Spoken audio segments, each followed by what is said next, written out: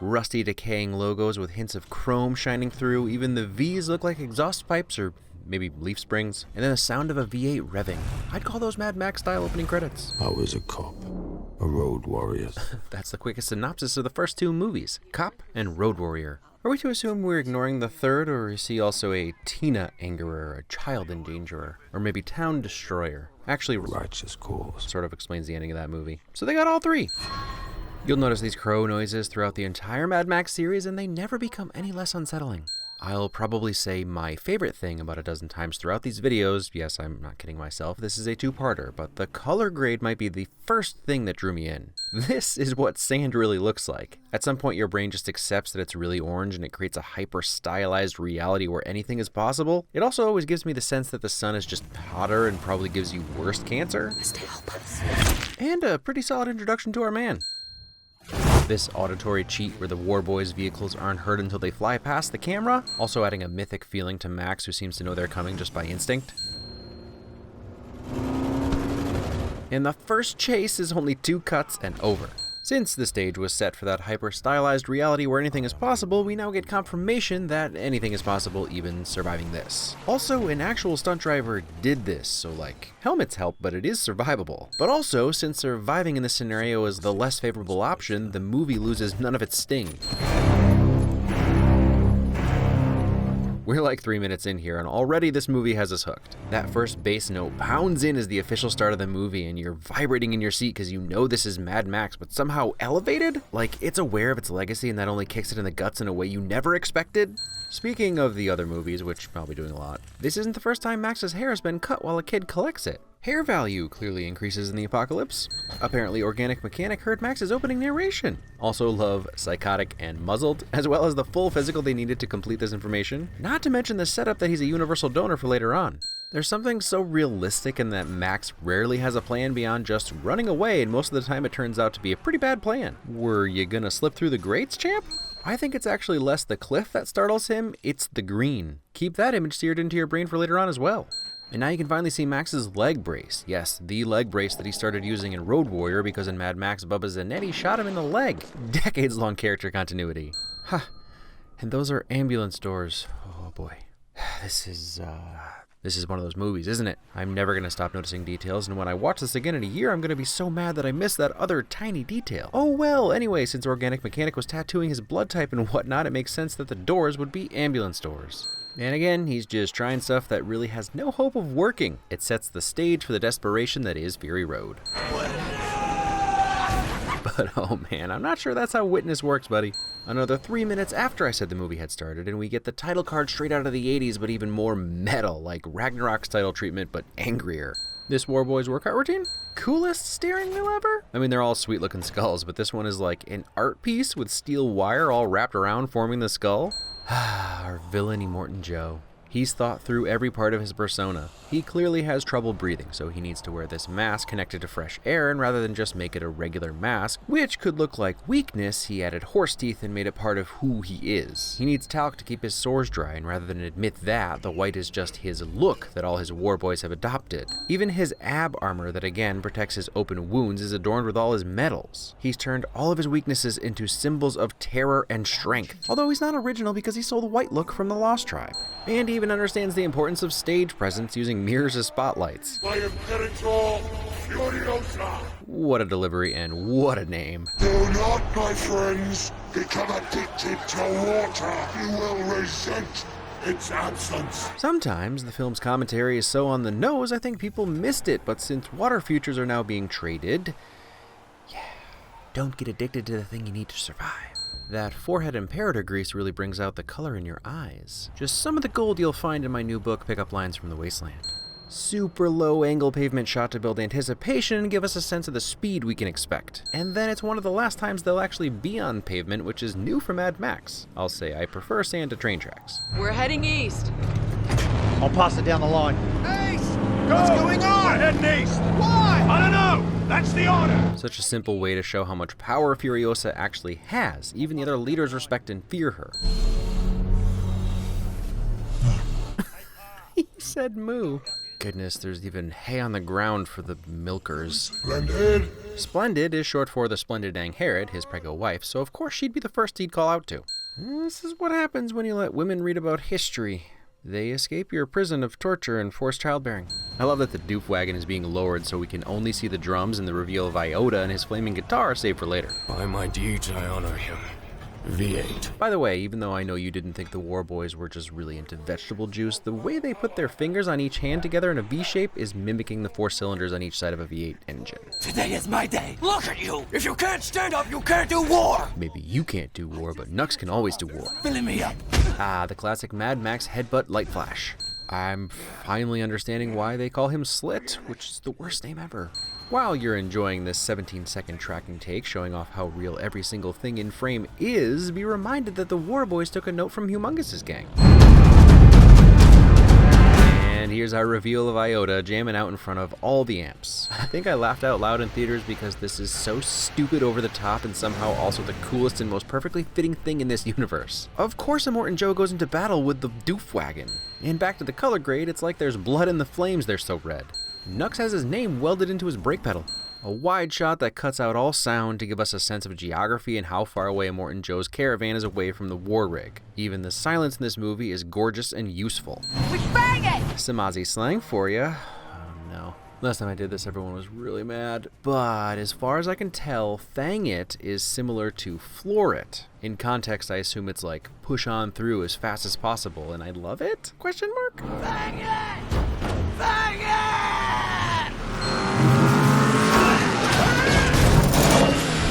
And how about the sound design? Everything is over-exaggerated and pops. Together with the constant center framing, there's never any question about what you're supposed to be focusing on. And George never misses a chance to smash a face into the camera. And our first real slow-mo explosion on display. We did have a slow-mo car flip and a slow-mo guy thrown from the car, but this is the first explosion, and it's a yup. Neat little throttle lock made out of a... Is that one of those foot measuring things? Do those have a name? Brannock device? Brannock device.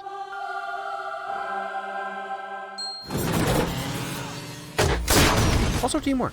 Again, a super wide and high shot letting us know Joe's war party is starting to catch up, but not as fast as Nux. Everything is filthy, and even though the vehicles are mostly unique, George still gives us these breathers to remind us where and who everyone is. Expert filmmaking. Now we learn why they call themselves So much of their lore is exposed in this quick scene. They want to be Chrome to enter Valhalla, and they need witnesses, which again, a perfect manipulation from Immortan Joe. You can't just kill our enemies. You can't just die killing our enemies. You must be seen dying to kill our enemies. He created a self-perpetuating religion that he doesn't even need to encourage much anymore. I think I finally figured out that Slit is just a dweeb. Everyone else witnessed Morsov and is paying reverence, but Slit is nitpicking him with a mediocre like he's mad Morsov stole his kill. And I've always just thought this was Slit celebrating in general, but the more I think about it, the more I realize he's actually trying to take credit for that dumb luck kill. Am I being too hard on young William Stryker? What were we saying about that hyper-stylized reality where anything is possible? Why can't you stop? Poor guy, faithful to the last. Can you say epic? From just every conceivable angle? The way the fire plays off the otherworldly, colorful flashing in the storm, the same fire that's created under the War Boys' car because Furiosa gets just close enough to the funnel to push them in while knowing the war rig is heavy enough to stay on the ground. Not to mention this score.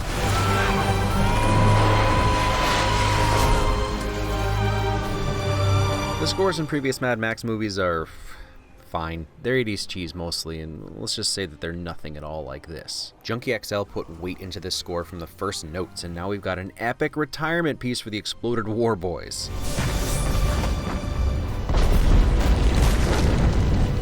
And we get some storm consistency here. The motorcycles are wiped out immediately since they're so lightweight and the operators are exposed. The war rig is ginormous, so it barely budges, and even the War Boy car holds on until Furiosa forces it right into the funnel. Oh, what a day! What a lovely day! A trailer line you thought was just quirky and cool, but it's actually the entire War Boy philosophy. They want to die. He sees his buddies die and is happy for them. To die and be witnessed means you go to Valhalla. I mean, it's also expert line delivery by Nicholas Hoult. Witness! Why don't I stop you and then we can talk about witnessing stuff? I have a theory about Max's immortality and I'll get to that in part 2, but for now, sand is pretty soft.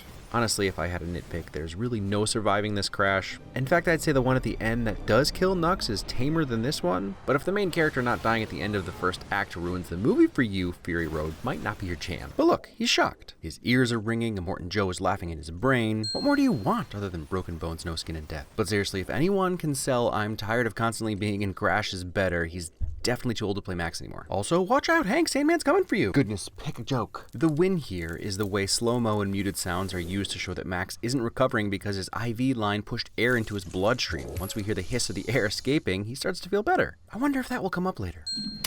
Not the first time Max has had a dud in his favorite double-barrel sawed-off shotgun. He immediately resorts to chewing Nux's hand off to detach from him, meaning they were right about the muzzle, but even that can't stop The raging feral!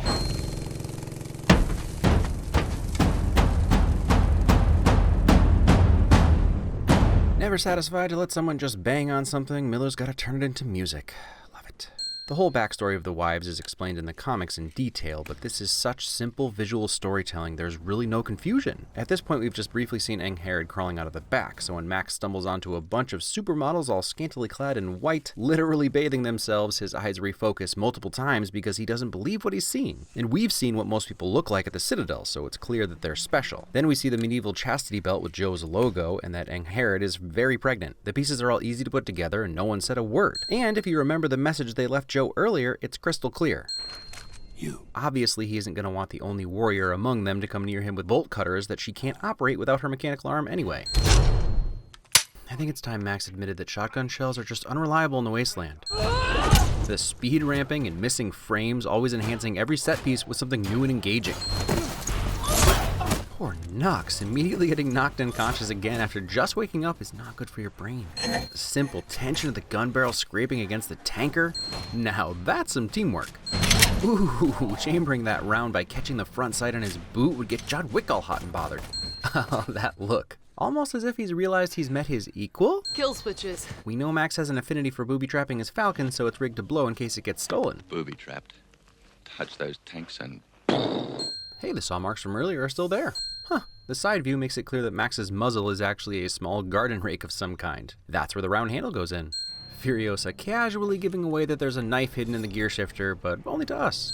Aw, Capable has Max's old binoculars and Angharad has the gyro captain's telescope. Yes, I realize I'm pronouncing her name differently every single time. Coming to count the cost. I always thought this was just Capable being poetic, but that's actually his thing. He does it later on. We are down 30,000 units of gasoline! I've always loved the way the war rig takes off once Max reconnects the hydraulic line, like the camera can't keep up.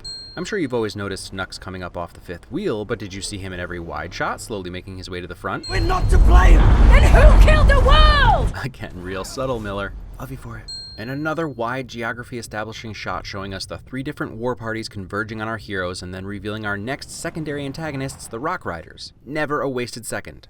I mean, seriously, they had to have graded her eyes because they're usually a blue-green and I literally don't even have a name for this color. The grease looks almost dark teal and my book Pickup Lines from the Wasteland is currently on sale for rabbit skin and 2 ounces of human hair. You think this door painting creates a phantom limb sensation for Furiosa?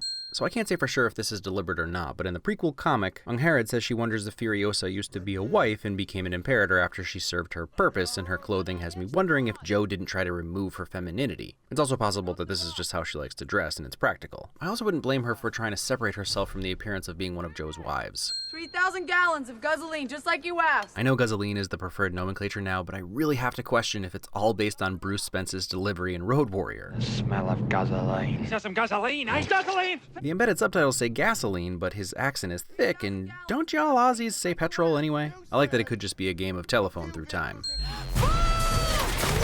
I've read some confused takes on why Furiosa decided to break the deal, and a lot of decisions are made quickly, so I can understand the confusion. The biggest issue for the Rock Riders is not that they necessarily have to fight off 3 war parties, but that there's no way this will be a secret deal anymore, and Immortan Joe doesn't seem like the forgiving type. You said a few vehicles in pursuit. Maybe. She says earlier, I'm supposed to be alone. so once Angharad groans and the Rock Riders hear her, she knows it's over. I think Furiosa always knew this was the likely outcome. I mentioned center framing and image focal point earlier. There are a million videos talking about this, and most of them use John Seale's example, which was for this scene where the cuts are really fast and everything pretty much stays center frame. The idea here is that your eyes don't have to dart all over the screen to follow the action. One thing I haven't seen talked about as much is what happens in this short scene. The vast majority of the action still takes place in the center, but your focus is shifted fluidly. Miller and Seale pull your eyes from one side of the screen to the other, left to right, right to left, left to right, and right to center. When it's done well, you don't even notice. The Storm is a really good static example. No matter where the action ends in a cut, the next cut's focal point starts in the same position. Never noticed the produce before. I tell ya, one of my favorite things about Max is that he's always on top of everything, determining what's important in a split second. He knew as soon as Anghar had started making noise, he needed to get in the driver's seat and was off the second Furiosa yelled fool. And not but a few minutes ago, he was keeping all the guns away from Furiosa, but that time is gone and there's nothing to discuss. No, if you want to live, I need a gun. He already knows before she even sits down. Goofiest custom-built tank you ever did see, and it was truly custom-built, like IRL. This is another one of my favorite scenes that explicitly creates action center frame with each grenade explosion, but still uses focal point shifting to make what could otherwise be a chaotic set piece intelligible.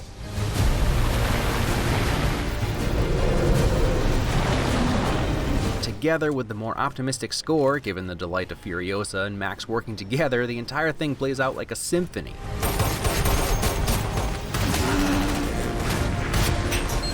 Man, if looks could kill. It also fits into her comic backstory because her job was to protect the wives from Rictus.